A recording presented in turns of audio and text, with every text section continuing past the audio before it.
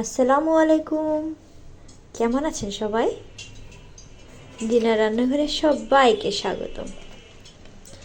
আজকে আমি এই যে পেঁয়াজের কলি, আমাদের এখানে নতুন নতুন পেঁয়াজের কলি উঠেছে আর নতুন আলুও উঠেছে, তাই পেঁয়াজের কলি আর আলু দিয়ে আর এই যে পাঙ্গাস মাছ, এই পাঙ্গাস মাছ দিয়ে একটি ভুনা তরকারি রান্না করব। একদম সহজে এটি রান্না করব, তো দেখতে থাকুন। তরকারিটি রান্না করার জন্য মাছটি ভেজে নেব।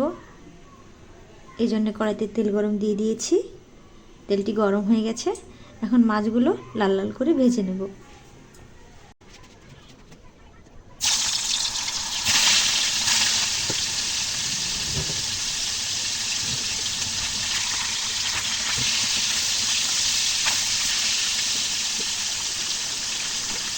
মাছগুলো সুন্দর করে ভেজে নিয়েছি। এখন রান্নার জন্য কড়াইতে তেল গরম দিয়ে দিচ্ছি। তেলটি গরম হয়ে গেলে কাঁচা ঝাল আর পেঁয়াজ ভেজে নেব।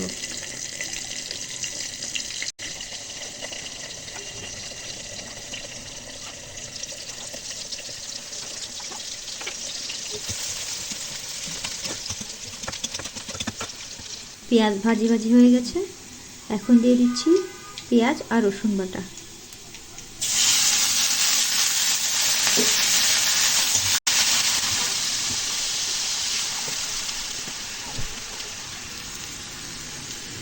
এখন দিয়ে দেব লবণ, হলুদ,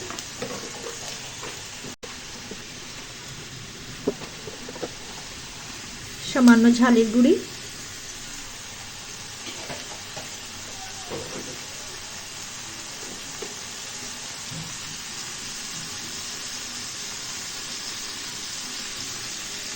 সামান্য জিরের গুঁড়ি দিয়ে মশলাগুলি সুন্দর করে কষিয়ে নেব।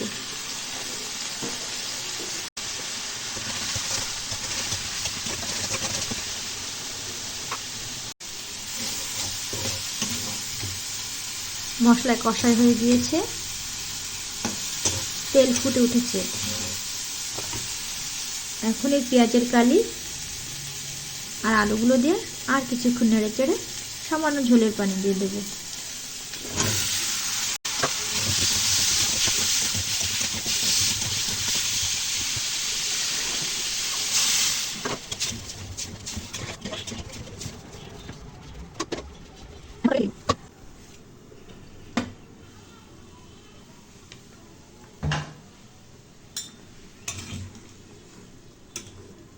তরকারিটা উতলাতে শুরু করেছে, এখন মাছগুলো দিয়ে নেড়ে চেড়ে আবার ঢেকে দেব।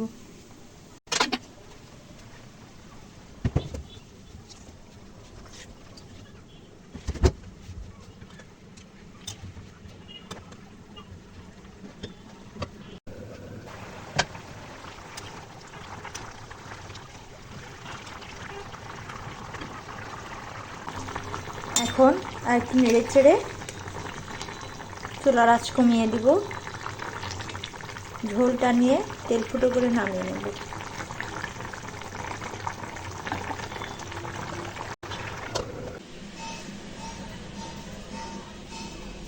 দেখুন তৈরি হয়ে গেছে মজাদার সাথে তরকারিটি।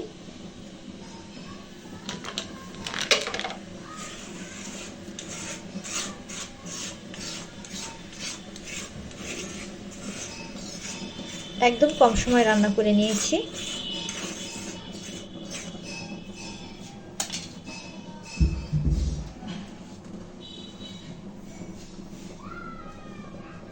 এটি দেখতে দারুণ, খেতে অনেক চমৎকার। আপনারাও এভাবে তৈরি করে খেয়ে দেখুন। ভিডিওটি দেখার জন্য সকলকে অনেক ধন্যবাদ।